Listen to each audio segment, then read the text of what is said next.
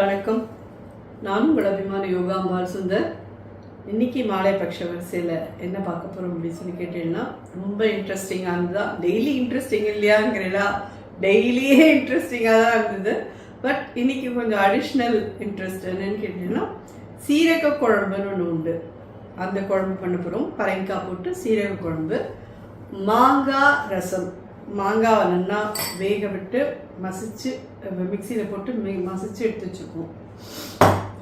அப்புறம் காய் நார்மல் தான். அவரைக்காய் கறி அதுதான் எடுத்துருக்கோம்.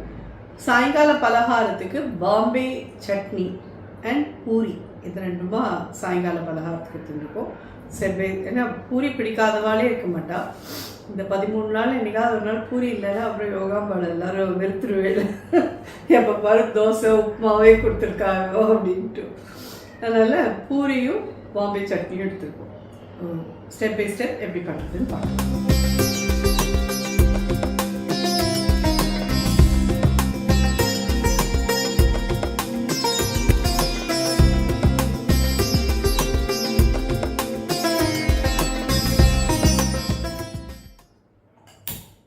ஒரு கடாயில் 2 ஸ்பூன் கிட்ட சீரகம் போட்டுக்கோங்க. அடுப்பு சின்னதாக வச்சுருவோம். ஒரே 1 டீஸ்பூன் கடலைப்பருப்பு, 1/4 டீஸ்பூன் மிளகு, ஒரு 6 கருவேப்பிலை. இது நல்லா வாசனை வர வறுத்துக்கணும். அவ்வளோதான்.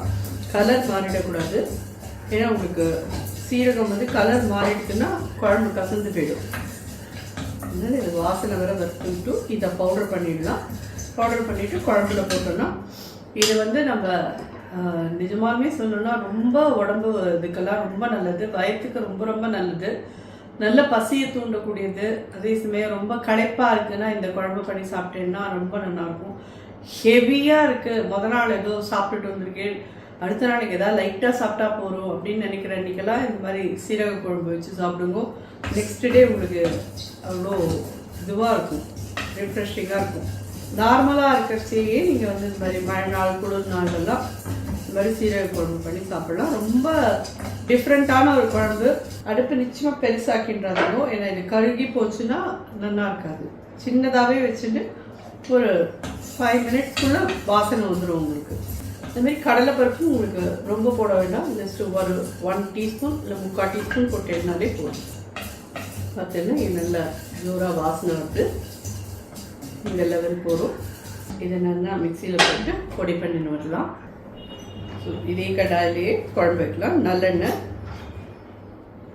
ஒரு 2லேருந்து 3 டேபிள் ஸ்பூன் கிட்ட விடுவோம். கடுகு ஒரு 1/4 டீஸ்பூன், பெருங்காயம் தட்டி. சீரகம் போட்டுறதுனால இதுக்கு வெந்தயம்லாம் வேண்டாம். இது மட்டும் அப்படியே கடுகு பெருங்காயம் மட்டும் போடும். மிளகாவுக்கு, கருவேப்பிலை, பரங்கிக்காய்,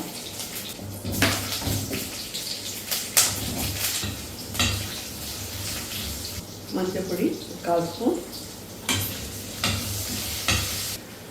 ஒரு பெரிய எலுமிச்சம்பழம் சைஸ் புளி எடுத்துருக்கேன். இதை கரைச்சி இதில் விட்டுருங்க.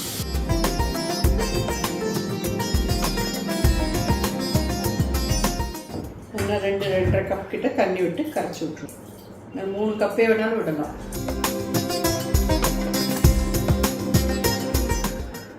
குழம்புக்கு தேவையான உப்பு 3/4 டீஸ்பூன் போடுறேன். குழம்பு பொடி, சாம்பார் பொடி எது இருந்தாலும் நீங்கள் போடலாம்.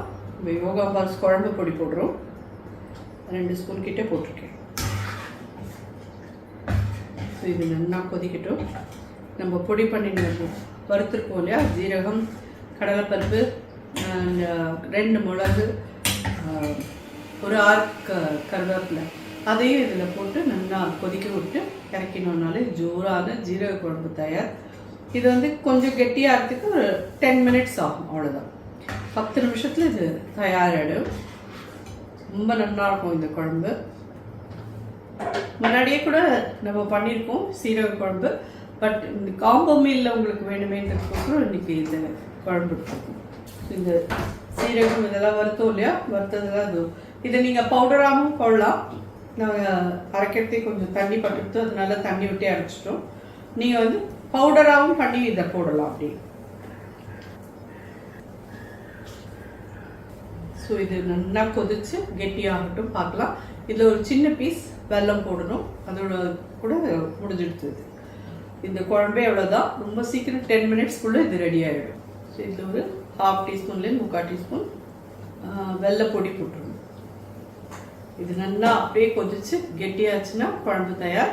அதுக்கு அடுத்தது நம்ம இப்போ பார்க்கலாம். ஸோ ஜோரான ஜீரக குழம்பு நல்லா ஒரு 15 நிமிஷத்தில் ரெடி ஆகிடுது. இவ்வளோ திக்காகிட்டு வருமோ, நல்ல ஜீரக வாசனையாக நல்ல ஜோராக இருக்குது. இது நீங்கள் சூடான சாதத்தில் நல்லெண்ணெய் விட்டோ நெய் விட்டோ பிசைஞ்சு சாப்பிட்றதே ரொம்ப நல்லாயிருக்கும். இந்த குழம்பு வந்து நீங்கள் ஏதாவது சாயங்காலம் விட தோசை, கரைச்சி தோசை இல்லை வேறு ஏதாவது பண்ணிக்கிறீங்கன்னா அது கூட நீங்கள் தொட்டு சாப்பிடலாம். இது ரொம்ப ரொம்ப நல்லாயிருக்கும். ரொம்ப ரிஃப்ரெஷிங்காக இருக்கும் சாப்பிட்றதுக்கும். நிச்சயமாக எல்லோரும் ட்ரை பண்ணி பண்ணுங்க. ஸோ மாங்காய் ரசம் வைக்கிறோம். கடாயில் வந்து ரசம் வைக்கிற பாத்திரத்தில் தண்ணி விட்டு வச்சுருக்கேன். இஞ்சி இது மாதிரி பொடி பொடியாக கட் பண்ணது 1/2 டீஸ்பூன்லேருந்து 1 டீஸ்பூன் போடுங்க. பச்சை மிளகா அதே மாதிரி ஒரு 2 போடுங்க போதும், ஜாஸ்தி வேண்டாம். பெருங்காய கட்டி 1/2 டீஸ்பூன் மஞ்சள் பொடி, கருவேப்பிலை. இது அப்படியே கொதிக்கட்டும். இந்த மாங்காய் மசியலை வந்து அதுக்கப்புறம் விட்டோம்னா மேலே கொஞ்சமாக பருப்பு ஜலம் விட்டோம்னா இந்த ரசம் தயார். அவ்வளோதான். இது ஒரு 5 மினிட்ஸ் கொதிக்க விடுங்களேன். ஜாஸ்தி நாளிலாம் இல்லை, ஒரு 5 நிமிஷம் கொதிச்சா போதும். ஸோ இந்த ரசத்துக்கும் தக்காளி வேண்டாம். தக்காளி இல்லாமல் நீங்கள் அப்படியே பண்ணலாம். இது வந்து ஒரே ஒரு மாங்காய். இது எவ்வளோ வெயிட் மாமி அப்படின்னு சொல்லி கேட்டீங்கன்னா 400 கிராம்ஸ் இருந்தது. இதை நல்லா கொட்டையோடு சேர்த்து அது 400 கிராம்ஸ். அதை குக்கரில் வச்சுட்டு அந்த கொட்டையெல்லாம் எடுத்துகிட்டு மேலே இருக்க தோலிலாம் எடுத்துகிட்டு கதுப்பை மட்டும் எடுத்துகிட்டு போனாங்க. கிளிமுக்கு மாங்காய் கிடைக்கிறது இல்லையா, த்ரூ அவுட் த இயர் இப்போ கிடைக்கிறது. ஸோ அதனால் இது ஒன்றும் பெரிய விஷயமே கிடையாது. இது ஒரு 5 நிமிஷமாக நல்லா கொதிச்சுட்டு இது மாதிரி நல்லா மசிச்சிருக்கும். இதை மசிச்சதை இதில் ஆட் பண்ணிக்கலாம். இந்த மாங்காயோடு சேர்ந்து ஒரு 2 மினிட்ஸ் கொதிக்கட்டும். இந்த நினைக்கிட்டேன்னா பருப்பு ஜலம். ரசம் எவ்வளோ வேணுமோ அவ்வளோ நீங்கள் பருப்பு ஜலத்தை இது பண்ணிக்கணும். ஜஸ்ட்லி நான் ஒரு 1/2 டீஸ்பூன் போடுவேன். இது ஆப்ஷனல், வேண்டான்னா போடாதீங்க. ஸோ வழக்கம் போல் இதான் சொன்னேன் இல்லையா, வாசனை அப்படியே ரொம்ப தூக்கலாக இருந்தது. உப்பு இல்லை அப்படிங்கிற முடிவுக்கு வந்து, ஏன்னா உப்பு போட மறந்து போயிருக்கேன். இப்போ தான் போட போகிறேன். ஒரு 3/4 டீஸ்பூன் கிட்ட போடுறேன். இதனால சொன்ன மாதிரி ரசம் மட்டும் கரைச்சி உப்பு போட மறந்து போயிட்டோம்னா அது ஊற கூட்டும் பாருங்க வாசனை படி, அது அசாத்தியமாக இருக்கும். ஒரு 2 நிமிஷம் உப்பு போட்டிருக்கோம், வெல்லம் போட்டிருக்கோம், எல்லாமே சேர்த்து ஒரு 2 மினிட்ஸ் இதாகட்டும். இந்த பருப்பு ஜலத்தை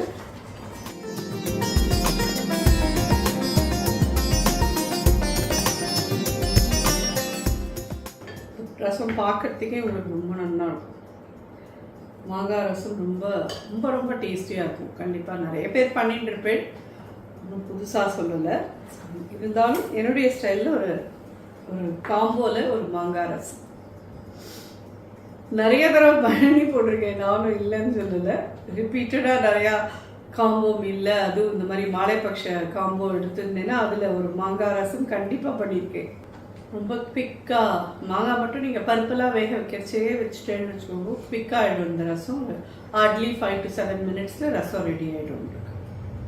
அதெல்லாம் நுழைச்சி வந்துட்டு இந்த ஸ்டேஜில் அடுப்பை வச்சுருக்கேன்.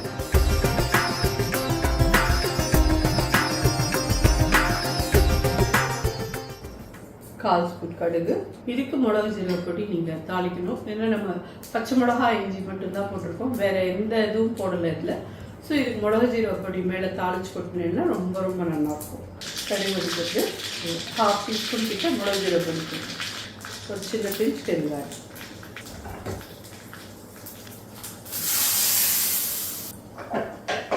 ஜோரான மாங்காய் ரசம் தயார். நான் அவரைக்காய் கறி பண்ணலாம், அது ஒன்று தான். அப்புறம் சாயங்கால பலகாரம். ஸோ அவரைக்காய் கறி எல்லாருக்கும் தெரிஞ்சது தான், ஒன்றும் ஸ்பெஷலாக இல்லை. எப்படி பண்ணுறதுன்னு பார்க்கலாம். தேங்காய் எண்ணெய், 1/4 ஸ்பூன் கடுகு. இது வந்து ஒரு 1/2 கிலோ அவரைக்காய். அதை ஜஸ்ட்டு ஒரு மடை கொஞ்சமாக உப்பும் மஞ்சப்பொடியும் போட்டு வேக வச்சு வச்சுருக்கேன். ஏன்னா இந்த நாளில் வந்து எல்லாத்தையும் அப்படியே டிரெக்டாக பண்ணாதீங்கோ, எல்லாத்தையுமே பெஸ்டிசைட்ஸ் இருக்கிறதுனால ஒரு தடவை வேக விட்டு கொட்டி. முன்னாடி எல்லாம் அப்படியே சத்துக்கோசரம் அப்படியே சாப்பிடுங்கன்னு சொன்னால் இப்போ இந்த மாதிரி சொல்லிட்டு இருக்கா.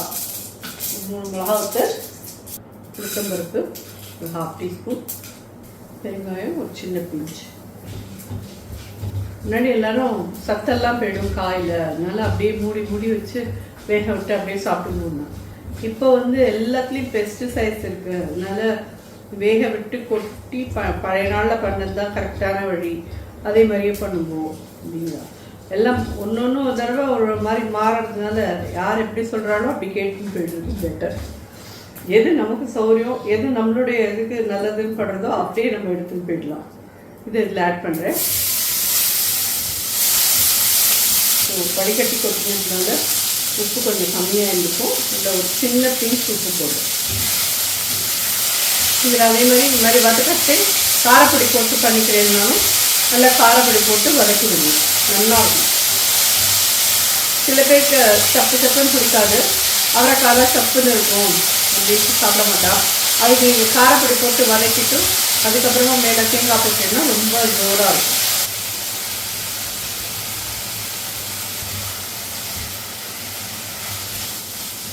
ஒரு 2 நிமிஷம் அப்படியே வதக்கிடுவோம். ஏன்னா அந்த இதில் எக்ஸ்ட்ரா இருக்கிற ஈரமெல்லாம் நல்லா வதக்கிடுறதுனாலே நல்லா இருக்கும்.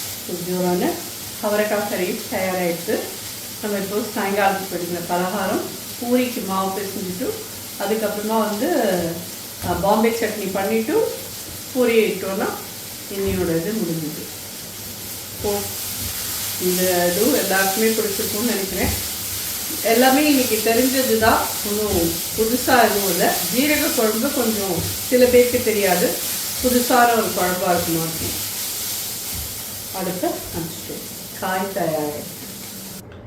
ஸோ பூரிக்கான மாவுக்கு கோதுமை மாவு எடுத்துட்டுருக்கேன். உப்பு ஒரு 1/2 டீஸ்பூன் போட்டிருக்கேன். 1 டேபிள் ஸ்பூன் கிட்ட ரவை, 1 கப்புக்கு 1 டேபிள் ஸ்பூன் போடணும். இந்த கப்பால் 1 கப் தண்ணி எடுத்துட்டுருக்கேன். First half விடலேன். பூரிக்கு எப்பயுமே ரொம்ப தளர்த்தி பிசைஞ்சிடாதீங்கோ, எண்ணெய் குடிக்கும். அதனால் கொஞ்சம் டைட்டாக பிசைறது நல்லது. ஒரே 1 டேபிள் ஸ்பூன் விட்டுக்கிறேன்.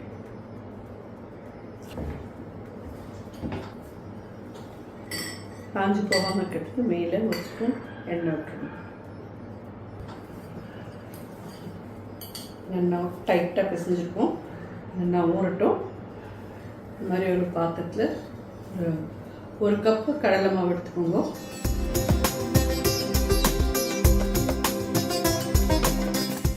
இந்த மாதிரி சலிச்சு எடுத்துட்டுருக்கோம்.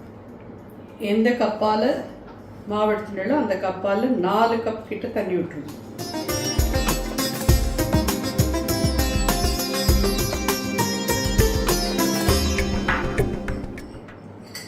எண்ணெய்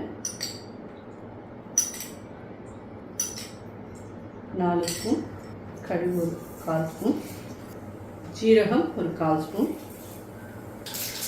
ஒரு 1/2 டீஸ்பூன் உளுத்தம்பருப்பு, ஒரு 1/2 ஸ்பூன் கடலைப்பருப்பு, ஒரு 7 மிளகாய்,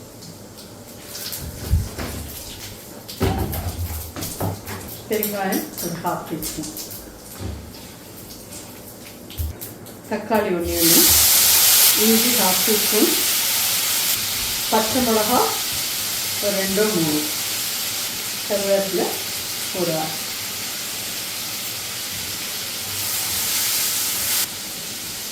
மஞ்சப்பொடி ஒரு 1/4 ஸ்பூன். அடுப்பு சின்னதாக வச்சுக்கோங்க. இந்த கரைச்சி வச்சிருக்க கடலை மாவை இந்த மாதிரி வடிகட்டி வச்சுக்கணும். அடுப்பு தினை சின்னதாக இருந்தது, இப்போ தான் பெருசாக்கின்னு இருக்கேன். பட் கையோடு அப்படி கிளறிட்டே இருக்கும், இல்லைன்னா கட்டி கட்டியாக அங்கங்கே அது ஆகிடும். ஸோ இது ஒத்தா மாதிரி ஆகணும் அப்படின்னா நம்ம கட்டி கிளறிட்டே இருக்கணும். ஸோ ஃபைனலாகவும் ஒரு 1/2 கப்பு நான் அந்த கடலை மாவு இதை அலம்பி அதில் விட்டுருக்கேன். ஸோ கிட்டத்தட்ட நம்ம 4.5 கப்பு கிட்ட தண்ணி விட்டுருக்கோம். ஸோ அவ்வளோ இருந்தால் தான் அந்த பச்சை கடலை மாவு வாசனை போகணும், இல்லைன்னா பச்சை கடலை மாவு வாசனையோட நல்லாவே இருக்காது. அது கொதித்து நல்லா கெட்டியாகணும். இன்னும் கொஞ்சம் கூட தண்ணி விட்டுருக்கேன். நல்லா 1/2 லிட்டருக்கு மேலேயே தண்ணி விட்டுருக்கேன். இது நல்லா கொதிக்கட்டும் ஒரு 2 மினிட்ஸ். கொதிச்சு இது கெட்டியாச்சுன்னா மேலே அப்படி கொத்தமல்லி போட்டு எலுமிச்சம்பழம் புழிஞ்சினேன்னா இதுதான் பாம்பே சட்னி அப்படின்னு சொல்லுவா. அது எதனால இது பாம்பே சட்னின்னு சொல்லுவான்னு எனக்கு தெரியாது. இது பேர் ஆனால் பாம்பே சட்னி அப்படின்பா.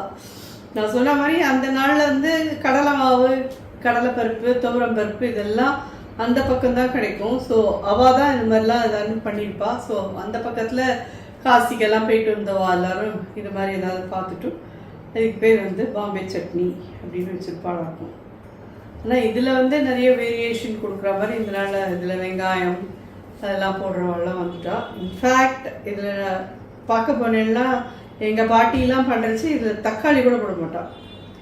தக்காளி போடாமல் அப்படியே வெறும் கடலை மாவு மட்டும் கரைச்சி விட்டு இஞ்சி பச்சை மிளகா போட்டு கடுகு இந்த ஊத்தப்பருப்பு கடலைப்பருப்பு மட்டும் தாளிச்சு கொட்டி மிளகாத்தூள் போட்டு பச்சை மிளகா இஞ்சி போட்டு எடுத்து வச்சுடுவான்.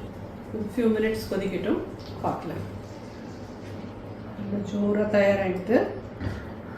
பச்சை வாசனைலாம் போகணும். அதுதான் நல்லா போயிட்டு, ஏன்னா இது ஆறிச்சுன்னா அப்படியே கெட்டியாகிடும். இந்த கன்சிஸ்டன்சி சரியாக இருக்கும். எடுத்து விட்டால் இப்படி இருக்கிற மாதிரி இருக்கிறது இருக்கு இல்லையா, இந்த கன்சிஸ்டன்சி சரியாக இருக்கும்.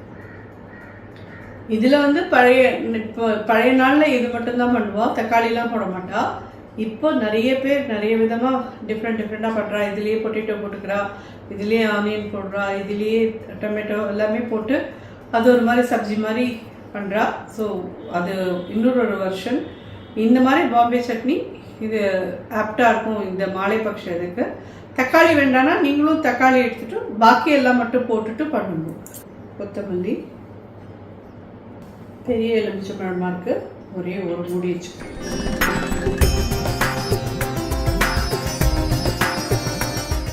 ஜோரான பாம்பே சட்னி தயாராகிடுது. இப்போ பூரி பண்ணலாம். நெக்ஸ்ட் பூரி இதில் நான் எப்பயுமே எண்ணெய் தான் தடவிப்பேன். மாவு எண்ணெயில் வந்து கசண்டு வராத இருக்கும். மாவு தொட்டுண்டெல்லாம் கசண்டு வரும் ரொம்ப. ஸோ எண்ணெயை காய வைக்கலாம் நம்ம. ஸோ எண்ணெய் காஞ்சிட்டு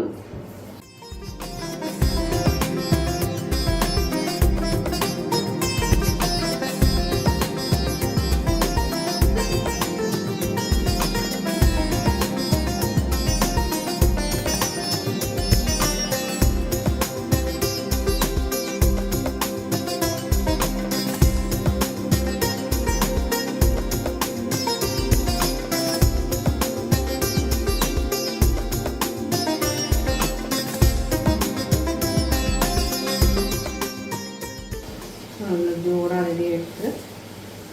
எல்லாருக்குமே பூரி பிடிக்காதவாலே கிடையாது. குழந்தைலேருந்து பெரியவா வரைக்கும் எல்லாருக்கும் பூரி பிடிக்கும். ஸோ இந்த பூரியோட அந்த பாம்பே சட்னி தொட்டு சாப்பிட்றதுக்கு எல்லாருக்கும் பிடிக்கும். ஏன்னா நம்மளோட இந்த என்டையர் இதில் பார்த்தீங்கன்னா நம்ம வந்து திருப்பி தோசை, உப்புமா இப்படி பண்ணிகிட்டே இருந்தேன்னா அப்புறம் எல்லாரும் என்ன திட்ட ஆரம்பிச்சுடுவேன். அதுதான் பூரி கொண்டு வந்தேன்.